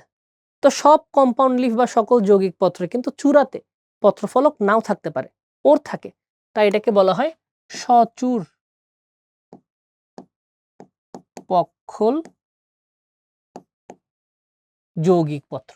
তাহলে ওর কাছে সচূড় পক্ষল যৌগিক পত্র থাকে, এবং এই যে প্রত্যেকটা পত্রফলক আছে, এই প্রত্যেকটা পত্রফলককে বলা হয় পিনা। আর ওর যে কম্পাউন্ড লিফ আছে, এই যে এতগুলা পিনা দিয়ে একটা একটা বানাইছো, এই কম্পাউন্ড লিফের নাম হচ্ছে ফ্রন্ড। তাহলে কি শিখলাম? ছোটবেলায় ওর পাতার নাম ছিল ক্রোজিয়ার, কুণ্ডলিত পাতা। কুণ্ডলিটাকে বলা হয় সার্সিনেট ভার্নেশন। বড় হতে হতে কুণ্ডলি খুলে দাঁড়িয়ে যায় পত্রবৃন্তটা, এবং তার গায়ে অনেকগুলো পত্রফলক থাকে। প্রত্যেকটা পত্রফলকের নাম হচ্ছে পিনা, আর সম্পূর্ণ পাতার নাম হচ্ছে ফ্রন্ড। কিন্তু তার স্ট্রাকচার এরকম দেখে তাকে আমরা বলি যৌগিক পত্র, এবং চূড়ায় তার একটা পাতা আছে, তাই এটাকে সচূড় পক্ষল যৌগিক পত্র নামে ডাকা হয়। তো এতটুকু পর্যন্ত কারো কোনো সমস্যা হওয়ার কথা না। এটা হচ্ছে basic structure of A teres. এই যে টেরিস তোমরা দেখতে পাচ্ছ, এই টেরিসের এটাই হচ্ছে প্রধান দশা। এটা তার কোন দশা? এটা হচ্ছে তার প্রধান দশা, মানে এটাই তার আসল রূপ। এবং এই প্রধান দশা হচ্ছে টুয়াইজেন প্রকৃতির। আমরা আগে বলছি নন থ্যালার্ড সবাই হচ্ছে টুয়াইজেন বা ডিপ্লয়েড, তাই এটাকে স্পোরোফাইটিক দশা নামেও ডাকা হয়। স্পোরোফাইটিক, স্পোরোফাইটিক মানে রেণুধর, স্পোরোফাইটিক দশা নামেও তাকে ডাকা হয়। তো যখন তার জননকাল আসে, ধরো তার এখন জননকাল উপস্থিত হয়েছে, ওর এখন কি কাল উপস্থিত হয়েছে? জননকাল উপস্থিত হয়েছে। তো যখন তার জননকাল উপস্থিত হবে, তখন তার একটা পত্রককে আমরা একটু জুম আউট করে দেখব। সাপোজ এটা তার একটা পত্রক।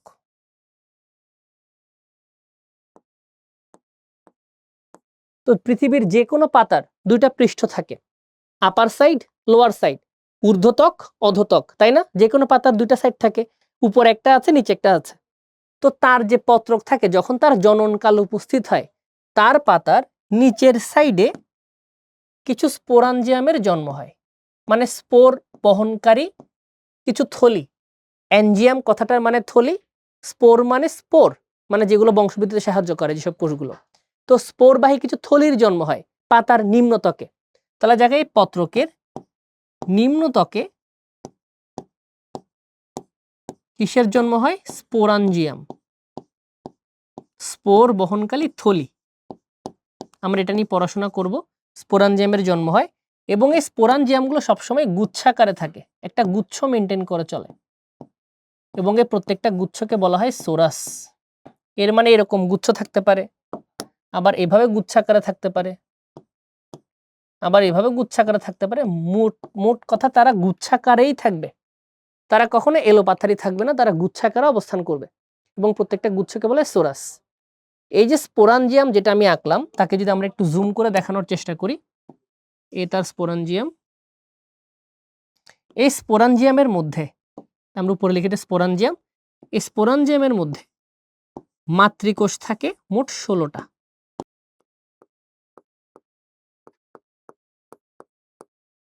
এবং জননকালের সময় তারা মিওসিসের মাধ্যমে যায়। কিসের মাধ্যমে যায়? মিওসিস। এবং যখন মিওসিস সম্পন্ন করে তখন এখানে 64টা স্পোর উৎপন্ন হয়। 16টা কোষ, একটা কোষ থেকে 4টা কোষ হয় মিওসিসের মাধ্যমে। ফর দ্যাট রিজন 16 × 4 4 16 64টা এখানে কি উৎপন্ন হচ্ছে? স্পোর উৎপন্ন হচ্ছে। তো যখন জননকাল প্রায় ম্যাচুরিটির দিকে চলে আসে তখন এই স্পোরাঞ্জিয়ামে ফাটল ধরে, স্পোরাঞ্জিয়ামে ফাটল ধরে, এবং ফাটল ধরার কারণে এই স্পোরগুলা বাইরে বের হয়ে আসে, যেটা হচ্ছে সব এন। এই স্পোরগুলা হচ্ছে সব এন, এই স্পোরগুলা বাইরে বের হয়ে আসে, এগুলো হচ্ছে স্পোর,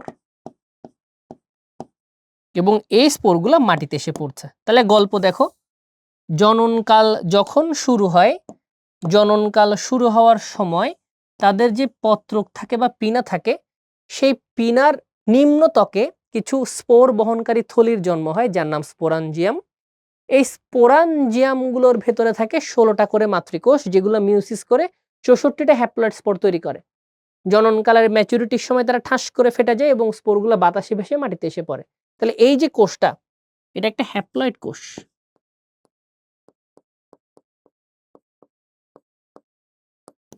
মানে এন। এই হ্যাপ্লয়েড কোষটা মাইটোসিস সম্পন্ন করে। কি সম্পন্ন করছে? মাইটোসিস করে। এবং মাইটোসিস যখন করবে, সে বিভাজন করতে করতে করতে করতে এই কোষটা থেকেই একসময় একটা লাভ শেপের অঙ্গ তৈরি হয়। প্রায় কাছাকাছি স্ট্রাকচার, বইয়ে লাভের মতো করে গেছে, এত সুন্দর লাভ হয় না, বাট একটা খাজওয়ালা একটা স্ট্রাকচার ক্রিয়েট হয়, দেখতে লাভ শেপের বা হৃৎপিণ্ডাকৃতি বা হৃদয় আকৃতির হয় আর কি, লাভ শেপের। তাহলে চিন্তা করো, এই হ্যাপ্লয়েড কোষ যদি মাইটোসিস করে করে একটা এরকম লাভ শেপ অঙ্গ তৈরি করে, তাহলে সম্পূর্ণ অঙ্গটাই হ্যাপ্লয়েড কোষ দ্বারাই তৈরি হওয়ার কথা না। হ্যাপ্লয়েড কোষ থেকে মাইটোসিস করে তো আর ডিপ্লয়েড কোষ উৎপন্ন হওয়া সম্ভব না। মাতৃকোষের সমান গুণসম্পন্ন কোষ উৎপন্ন করাই মাইটোসিসের কাজ। তাহলে হ্যাপ্লয়েড কোষটা যদি মাইটোসিস করতে থাকে, তাহলে স্বাভাবিকভাবে তার থেকে উৎপন্ন যে অঙ্গ হবে সেটাও হ্যাপ্লয়েড গুণসম্পন্ন হওয়ার কথা। As simple as that. এখানে তো কোনো প্রকার ঝামেলা আমি দেখছি না, তুমি দেখছো নাকি আমি জানি না, বাট এটা অ্যাজ সিম্পল অ্যাজ দ্যাট, খুব সিম্পল। তাহলে এই যে তুমি স্ট্রাকচারটা এখন দেখতে পাচ্ছ, এই পুরো স্ট্রাকচারটা কিন্তু গ্যামিট ধর্মী কোষ দ্বারা গঠিত, হ্যাপ্লয়েড কোষ দ্বারা গঠিত বা গ্যামিট ধর্মী কোষ দ্বারা গঠিত।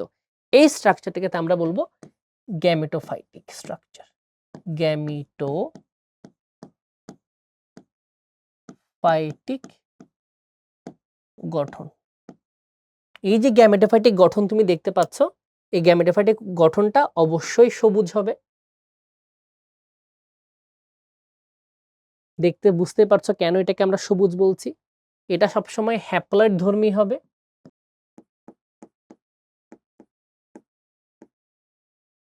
এবং এটা স্বভোজী হবে। কিন্তু কথা হলো, তুমি এখন যে এই গ্যামেটোফাইটিক সবুজ উদ্ভিদ বানায় ফেললা, সবুজ উদ্ভিদ বানায় ফেললা, এটা থেকে তুমি কখনো মূল কাণ্ড পাতা খুঁজে পাচ্ছ? এটা যেমন মূল কাণ্ড পাতা খুঁজে পাওয়া যেত, তুমি এটাতে কোনো মূল কাণ্ড পাতাকে খুঁজে পাচ্ছ? এখানে কোথাও মূল, কোথায় কাণ্ড, কোথায় পাতা, আমাকে বলো। দেখে কি বোঝা যাচ্ছে কোনো রকম ভাই ভাই এটা মূল, এটা মূল, এটা কাণ্ড দেখা যাচ্ছে? কোনো কিছু দেখা যাচ্ছে না। তাহলে এটা অবশ্যই থ্যালাস টাইপের জিনিস, এটা কিন্তু স্পোরোফাইটিক হতে পারতেছে না। স্পোরোফাইটিক হলে বোঝা যেত। এটা নন থ্যালয়েড টাইপের জিনিসটা, মূল কাণ্ড পাতা নাই, এটার মধ্যে মূল কাণ্ড পাতা আসলেই নাই। তাহলে এটা নন থ্যালয়েড হতে পারতেছে না, নন থ্যালয়েডের মূল কাণ্ড থাকা ওর কাছে নাই, তাহলে থ্যালাস ধর্মী হয়ে গেছে। তাই এটাকে আমরা নাম দিয়েছি প্রোথ্যালাস। কি নাম দিয়েছি? তাহলে হৃৎপিণ্ডাকার এই অবস্থার নাম হচ্ছে প্রোথ্যালাস, এবং এটা হচ্ছে একটা গৌণ অবস্থা। কেন গৌণ? কারণ ওর থেকে এর জন্ম হয়েছে তাই। তো এটা গৌণ অবস্থা, এটা বেশিক্ষণ পাওয়া যায় না। এই যে গৌণ দশা তুমি দেখতে পাচ্ছ, এই গৌণ দশার যে খাঁজ উপরের দিকে দেখা যাচ্ছে, এই খাঁজের দিকে থাকে হচ্ছে স্ত্রী জনন কোষগুলো, এবং এই স্ত্রী জনন কোষগুলোকে বলা হয় অ্যানথেরিডিয়াম। অ্যানথেরিডিয়াম। তাহলে আসো আমরা একটু সুন্দর করে লিখি, এই পাশে কালারটা আলাদা করে দেই। স্ত্রী জনন কোষ আর কি গনিয়াম। আর নিচের দিকে যদি আমরা দেখার চেষ্টা করি, নিচের দিকে ছাড়া আরো কিছু কোষ, এগুলো হচ্ছে পুংজনন কোষ, এগুলোর নাম হচ্ছে অ্যানথেরিডিয়াম। তাহলে দেখো, একটা ঘরের মধ্যে বা একটা দেহের মধ্যে ছেলে মেয়ে উভয়ই অবস্থান করছে। তাই প্রোথ্যালাসের আরেকটা গুণ আছে, যেটা প্রায় সময় ব্যাখ্যা করা হয়, প্রোথ্যালাসকে অনেক সময় সহবাসী বলা হয়, কারণ এখানে ছেলে মেয়ে একসাথে সহবাস করছে, মানে প্রজনন করার জন্য রেডি হচ্ছে। সহবাস মিন্স তারা প্রজনন করার জন্য রেডি, তারা একই ঘরের মধ্যে একই সাথে অবস্থান করছে, প্রজনন করার জন্য সহবাস করছে। তাহলে সহবাস উদ্ভিদকে বলা হয় মাঝে মাঝে। তো যখন বৃষ্টির পানি এসে পড়বে, বৃষ্টির পানি আসলে এই সম্পূর্ণ প্রোথ্যালাসটা প্রচন্ড স্যাঁতস্যাঁতে হয়ে যায়। তো অ্যানথেরিডিয়াম থেকে যে শুক্রাণুগুলো বের হয়ে আসবে, সেই শুক্রাণুগুলো তো লেজ বিশিষ্ট, তাই না? আমরা তো জানি শুক্রাণুর লেজ থাকে। তাহলে মানুষের হাত থাকে, পা থাকে, মানুষ হেঁটে চলে যায়। মাছের থাকে লেজ এবং মানুষ পুকুরে থাকে, তাই সাঁতার কাটে।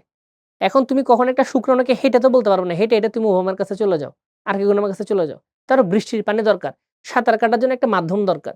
তাই যখন বৃষ্টির পানি বা শিশির বিন্দু প্রচন্ড পানি থাকে বা ভেজা থাকে জায়গাটা, তখন তারা সুন্দর করে সাঁতার কাটে আর কি গুণেমের কাছে যাত্রা শুরু করে।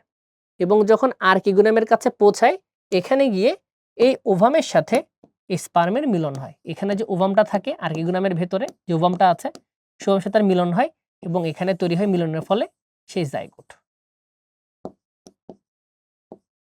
তাহলে চিন্তা করে দেখো, এই ওভাম অবশ্যই এন, কারণ সে গ্যামেটোফাইটিক উদ্ভিদের কোষ, এটাও হচ্ছে এন, গ্যামেটোফাইটিক উদ্ভিদের কোষ। এই এন আর এন মিলে তৈরি করেছে জাইগোট, এবং এই জাইগোট পরবর্তী বিভাজন করে মাটির নিচে বানিয়েছে কাণ্ড, মূল, আর উপরের দিকে ভেঙে বের হয়ে চলে আসছে এজ এ পাতা।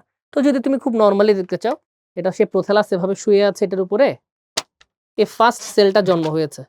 ও কি করবে জানো? সবার আগে ও সবার আগে একটা কাজ করব, গর্ত করে জায়গাটা বিভাজন করতে করতে ও গর্ত করে নিচের দিকে চলে যাবে, এরকম করে বড় হতে থাকবে, বড় হতে নিচের দিকে চলে যাবে। তাহলে দেখো, এই যে প্রোথ্যালাস ছিল যেটা মাটির সাথে শোয়ানো, কোষটা বিভাজিত করতে করতে করতে করতে জায়গাটা বিভাজিত হতে হতে নিচের দিকে নামতে থাকবে। নিচের দিকে তৈরি করলো কি? রাইজোম, গ্রামেন্টা এবং মূল বের হয়ে গেছে। পরবর্তীতে এখান থেকে এরকম করে সুন্দর করে কুণ্ডলিত পাতাগুলো বের হয়ে আসবে, পরবর্তীতে এই দশা ক্রিয়েট হবে। তাহলে দেখো, ওদের জন্মটা একটা সাইকেলের মধ্যে ঘুরছে। প্রথমে স্পোরোফাইটিক দশা, পরে গ্যামেটোফাইটিক দশা, এখান থেকে আবার টেরিডোফাইটা, আবার এটা, আবার এটা, সাইকেল অনুযায়ী ঘুরছে। এই যে একটা ক্রমান্বয়ের জীবনটা ঘুরছে এভাবে, এটাকেই বলা হয় যৌনক্রম। এবং এটা কেন গুরুত্বপূর্ণ? অন্যান্য উদ্ভিদের ক্ষেত্রে এই যৌনক্রমটা খুব সুন্দর করে বোঝা যায় না, ক্লিয়ারলি বোঝা যায় না। এই উদ্ভিদ জগতে সব থেকে সুন্দর যৌনক্রম বোঝা যায়, সব থেকে সুস্পষ্ট যৌনক্রম দেখা যায় আমাদের এই টেরিডোফাইটার মধ্যে। তাই স্যারেরা প্রায় সময় এটা আপনাদের জিজ্ঞেস করে, যৌনক্রমটা বুঝিয়ে লিখো, যে যৌনক্রমটা কেন স্পষ্ট। তাহলে আশা করি সবার এই যৌনক্রমটা ক্লিয়ার, কেন এরকম করে ঘটনাটা চলছে। বই সুন্দর একটা ফিগার আছে, বাট আমি সবসময় এভাবে আঁকতাম বোঝানোর জন্য যে এই ঘটনা চলছে। উপরে এভাবে একটা তীর চিহ্ন দেখাতাম, নিচে একটা এভাবে তীর চিহ্ন দেখাতাম, আমার ফিগার ক্লিয়ার হয়ে যেত, স্যারেরা খুশি হয়ে যেত। ডান। এখন বাকিটা আপনার ইচ্ছা, আপনি কিভাবে দেখাবেন। বইয়ের মতো করেও দেখাতে পারেন, এভাবেও দেখাতে পারেন, বাট আমারটা হচ্ছে ইন ডিটেলস পড়াশোনার জন্য, বোঝার জন্য, স্যারকে ইমপ্রেস করার জন্য। বইয়েরটা এঁকে দিলেও ফুল মার্কস পাবা, বাট আমারটা আঁকার জন্য, আমি তো বুঝার জন্য যেভাবে গেছি, আমার টাকা মানে আপনি খুব এক্সট্রিমলি ভালো পড়াশোনা করে ফেলেছেন। এত ভালো পড়াশোনা করছে বাংলাদেশে এরকম 1% 2% স্টুডেন্ট হয়তো আছে যারা এভাবে রিপ্রেজেন্ট করতে পারবে যে কাহিনী কি ঘটছে। তো এরকম করাটা কঠিন, তাই বইয়ের ফিগারটা আঁকাই ভালো। That's it. বাট এটা পারলে পরীক্ষায় একটা সিকিউ কমন 10-এ 10 পাচ্ছেন, আমি আপনাকে গ্যারান্টি দিচ্ছি আর কি। তাহলে আসেন উদ্দীপকের পি এবং কিউর মধ্যে পার্থক্য লিখো। তো কিউ হচ্ছে রিক্সিয়া, পি হচ্ছে আমরা টেরিডোফাইটা। চলো আমরা একটা পার্থক্য লেখার চেষ্টা করি, কি আছে দেখি। তাহলে আমাদের পি হচ্ছে টেরিস,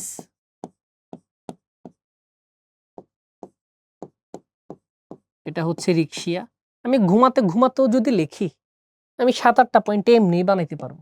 ঘুমাইতে ঘুমাইতে লিখলেও পারবো, বুঝতে পারছেন? এমনিই পারবো, দেখবেন শুরু করবো, দেখবা আসো, খুব টেনশন নাই।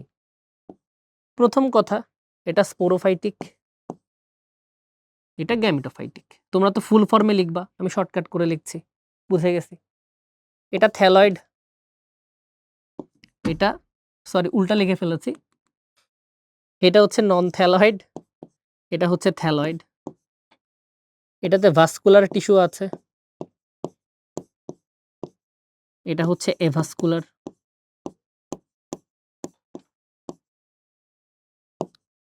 এটা হচ্ছে উন্নতর অপুষ্পক, এটা হচ্ছে অবনত অপুষ্পক।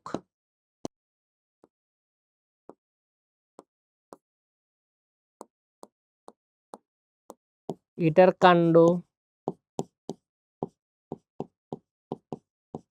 রাইজোম জাতীয়, এটাতে কোনো কাণ্ড নাই। এখানে গুচ্ছমূল পাওয়া যায়, এখানে হচ্ছে আপনার কোনো প্রকার মূল পাওয়া যায় না। রাইজয়েড আর স্কেল পাওয়া যায়, এটাতে সুস্পষ্ট যৌনক্রম বিদ্যমান, এটা সুস্পষ্ট না। আরো যদি বানাও, টেরিসের সারা দেহ খাদ্য তৈরি করতে পারে, আর ওর শুধু উদ্যোতক তৈরি করতে পারে। এটা বৃদ্ধিপ্রাপ্ত হয় অসীম, অসীম বৃদ্ধি সম্পন্ন, এটা বৃদ্ধি হতেই থাকবে। আর এটা কখনো উচ্চতা বৃদ্ধি পায় না। মানে লিখতে চাইলে লিখার শেষ নাই, মানে এমন প্রশ্ন।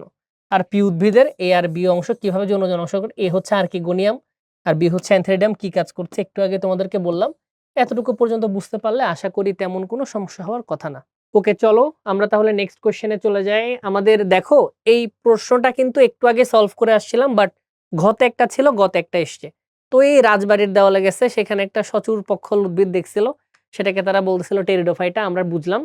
এবং বলছে, দেখো খুব চমৎকার একটা কথা বলেছে, শিক্ষার্থীদের বললেন এর জননাঙ্গ প্রধান উদ্ভিদে না থেকে পৃথক অঙ্গে সৃষ্টি হয়। এর মানে স্পোরোফাইটিক উদ্ভিদে কিন্তু কোনো প্রকার আর্কিগোনিয়াম অ্যানথেরিডিয়াম তুমি দেখো না। ছবিটার দিকে খেয়াল করে দেখো, ওর যে স্পোরোফাইটিক বা প্রধান দশা ছিল সেখানে কিন্তু কোনো আর্কিগোনিয়াম অ্যানথেরিডিয়াম নেই, মানে জননাঙ্গ নেই।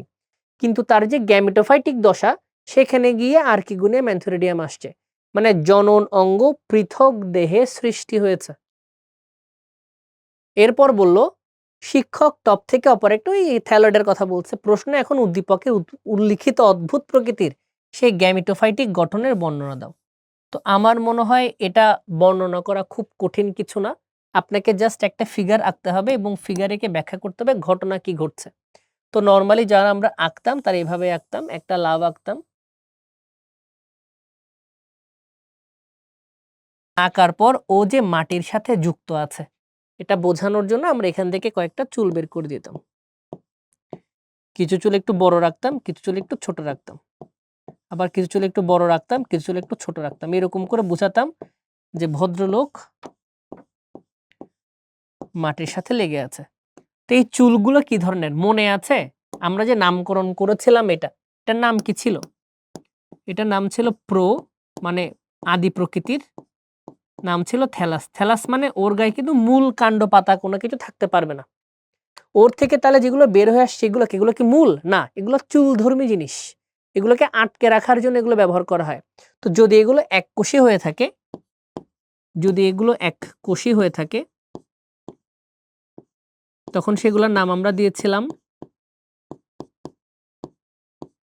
রাইজয়েড। আর যদি এগুলো কখনো বহুকোষী হয়ে থাকে,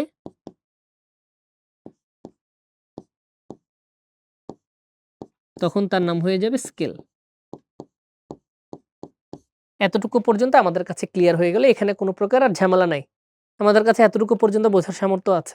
নেক্সট, ওর যে সম্পূর্ণ দেহটা আছে, এই সম্পূর্ণ দেহ নিয়ে তোমাকে কয়েকটা কথা বলতে হবে যে তারা স্বভোজী। কেন আমরা জানি? তাদের দেহকে মূল কাণ্ডপাতে ভাগ করা যায় না, তাই তারা থ্যালয়েড, তুমি এটা বলতে পারবা। এবং তোমাকে বলতে হবে এই পুরো দেহটা হচ্ছে গ্যামেটোফাইটিক, কারণ এখানে হ্যাপ্লয়েড সেলগুলো পাওয়া যায়, এখানে কোনো প্রকার ডিপ্লয়েড সেল দেখতে পাওয়া যায় না। নেক্সট, শুধু তোমার কাছে একটা কাজ বাকি আছে, সেই কাজটা হলো ওর যে খাঁজ আছে, সেই খাঁজের এখানে তোমাকে কিছু ফানেল আকার এরকম ঘর আঁকতে হবে। এই ফানেল আকার বা ফ্লাস্ক আকৃতির এরকম কিছু ঘর তোমাকে এঁকে দেখাতে হবে। বোঝানোর জন্য এগুলো হচ্ছে আর্কিগোনিয়াম। আর্কিগোনিয়াম দেখতে একটু ফ্লাস্ক আকৃতির হয়, যারা যারা এমসিকিউ ক্লাস করেছো ওখানে আমরা এমসিকিউ সলভ করার সময় বলেছিলাম ফ্লাস্ক আকৃতির।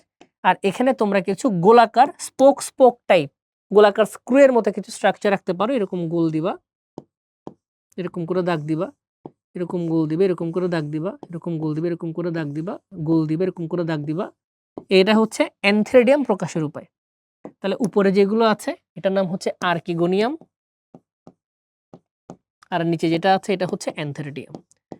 এবং এতটুকু যদি তুমি ব্যাখ্যা করতে পারো সেক্ষেত্রে তোমাকে 3 এ 3 বা 4 এ 4 দিয়ে দেওয়া হবে। ম্যাক্সিমাম সময় কি হয়, আমরা এই ফিগারগুলো আঁকতে ভুল করি বা ব্যাখ্যা যেগুলো দেওয়ার কথা সেগুলো ভুল করে চলে আসি, ফর দ্যাট রিজন নাম্বার আমাদের মাইনাস হয়। তাহলে এগুলো কিন্তু খুব জটিল কোনো প্রশ্ন না, যেগুলো অ্যান্সার করার জন্য অনেক জ্ঞান দরকার। নেক্সট, পরিবেশের প্ল্যান্টি জগতে প্রায় সকল সদস্য সবুজ এবং স্বভোজী। এদের মধ্যে একটি উদ্ভিদ এ যাদের থ্যালয়েড আছে। তাহলে থ্যালাস বলার সাথে সাথে কিন্তু তোমার মাথায় কারা কারা আসে? তোমার মাথায় আসে শৈবাল, তোমার মাথায় আসে ছত্রাক, তোমার মাথায় আসে ব্রায়োফাইটা। দেখো এভাবেই যারা একটু ভালো স্টুডেন্ট তারা চিন্তা করে, বাকিরা তো মুখস্থই করতে থাকে। কিন্তু এর পরেই বলছে তার দ্যাঘ্র শাখা আছে। তো দ্যাঘ্র শাখা আছে এই কথাটার মানে হলো, বুঝে গেছো, ব্রায়োফাইটা বা রিক্সিয়ার কথাই বলা হচ্ছে। কারণ ক্লাসের শুরু থেকে তোমাকে এই কনসেপ্টটুকুই দেওয়া হচ্ছে। তার মূলের পরিবর্তে রাইজোড আছে। অপর একটি উদ্ভিদ বি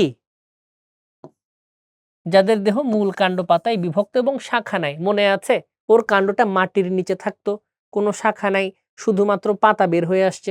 তাহলে অবশ্যই এখানে কথা বলা হচ্ছে টেরিসের কথা। মনে রাখবে ম্যাক্সিমাম সময় যদি একটা উদ্দীপকে ব্রায়োফাইটার কথা বলা হয়, তার সাথে তুলনা রেখে অন্য যার কথা বলা হয় সে অবশ্যই টেরিস হতে বাধ্য। ম্যাক্সিমাম সময় এটাই হয়। উদ্দীপকে উল্লেখিত উদ্ভিদ দুটির বৈশিষ্ট্য বর্ণনা করো। তো এতক্ষণ ক্লাসে এটাই করে আসছি। তোমাকে জাস্ট একটা রিক্সিয়ার কি কি বৈশিষ্ট্যগুলো ব্যাখ্যা করতে হবে। ক্লাসের শুরুতে আমরা একটা সিকিউ সলভ করেছিলাম, তোমাদের হয়তো দেখিয়েছি। এই যে একটা ছবি এঁকে তোমাদের ব্যাখ্যা করলাম, এই এখানে এখানে আমরা ছবিটা প্রথমে এঁকেছি, ছবি এঁকেছি, ছবি আঁকার পর আমরা এখানে লিখেছি তার বৈশিষ্ট্যগুলো কি কি। আবার আমরা পরবর্তীতে গিয়ে আবার তার বৈশিষ্ট্যগুলো লিখেছি। এই একই ঘটনা আবার আবার টেরিডোফাইটার এখানে আসতে হবে। টেরিডোফাইটার এখানে এসে তোমাকে আবার বলতে হবে তার স্ট্রাকচারে কি পাওয়া যায়, শুধু এতটুকুর বর্ণনা। এই দুটা জিনিস করলেই ফুল মার্কস। মানে এগুলো হচ্ছে মাখন টাইপের মার্কস। স্যারেরা ওয়েট করো তুমি কখন অ্যান্সার করবা ঠিকভাবে, ফুল মার্কস এমনি দিয়ে দিবে। তাহলে আমাদের এটাও হয়ে গেল, এটাও আমাদের কাছে ক্লিয়ার। নেক্সট, জীববিজ্ঞানের ব্যবহারিক ক্লাসে শিক্ষার্থীরা দুটো উদ্ভিদ পর্যবেক্ষণ করেছে। একটি উদ্ভিদ থ্যালয়েড দ্যাঘ্র শাখা, ওই একই কথা তোমাকে বারবার করে বলছে ভাই এটা হচ্ছে একটা ব্রায়োফাইটা, এবং অপরদিকে এখানে বলছে অপর উদ্ভিদটি হৃৎপিণ্ডাকার সবুজে জীবনচক্রের যৌন জনন দশা। তোমাকে আবারও বলছে প্রধান দশা রেণুধর এবং ওই দশা গ্যামেটোফাইটিক বা লিঙ্গধর। উদ্দীপকের শিক্ষকের উক্তিটি ব্যাখ্যা করো। তোমাকে বলেছে উদ্দীপকের হৃৎপিণ্ডাকার উদ্ভিদটির প্রধান দশা হচ্ছে রেণুধর, ব্যাখ্যা করো। তো সেম কথা, তোমাকে আবার এই ফিগারটাতে আসতে হবে। ফিগারটাতে এসে তোমাকে বলতে হবে কিভাবে এটার জন্ম হয়েছে। তোমাকে প্রধান দশা ব্যাখ্যা করার পর তোমাকে বলতে হবে প্রধান দশার যে পত্রফলক ছিল তার পত্রফলকের নিচে আছে স্পোরাঞ্জিয়াম। যদি আমরা একটু সিকোয়েন্সটা লেখার চেষ্টা করি তাহলে খুব সুন্দর করে আর ভালো করে বোঝা যায়। কিভাবে লিখবো চলো, তোমাকে তো ছবি এঁকে দেখাইতে হবে, অবশ্যই একটা ছবি আঁকতে হবে। বাট আমি যদি একটা ডায়ালগ ক্রিয়েট করি, ডায়ালগটা কিভাবে হবে, ওর যে প্রধান দশা, ওর প্রধান দশা ছিল স্পোরোফাইটিক, স্পোরোফাইটিক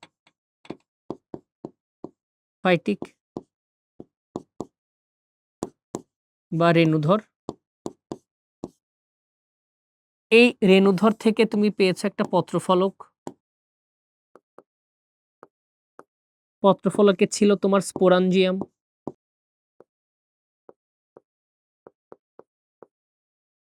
স্পোরাঞ্জিয়াম থেকে বের হয়ে আসছে তোমার হ্যাপ্লয়েড স্পোর। এই হ্যাপ্লয়েড স্পোরের মাইটোসিস হলো, হ্যাপ্লয়েড স্পোরের মাইটোসিস হয়েছে এবং মাইটোসিস করার পর এই হ্যাপ্লয়েড স্পোর থেকে উৎপন্ন হয়েছে গ্যামেটোফাইটিক দশা।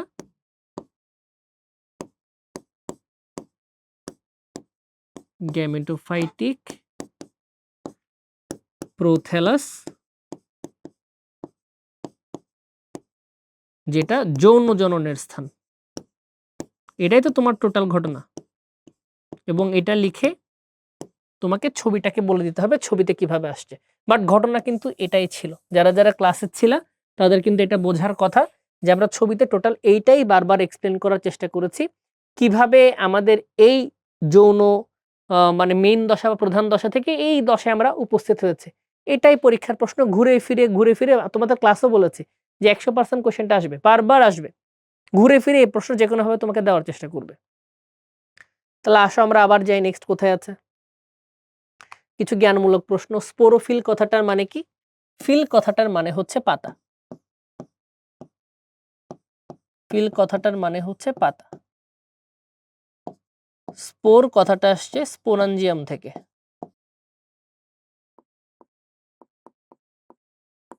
তাহলে যে পত্রফলক স্পোরাঞ্জিয়ামকে ধারণ করছে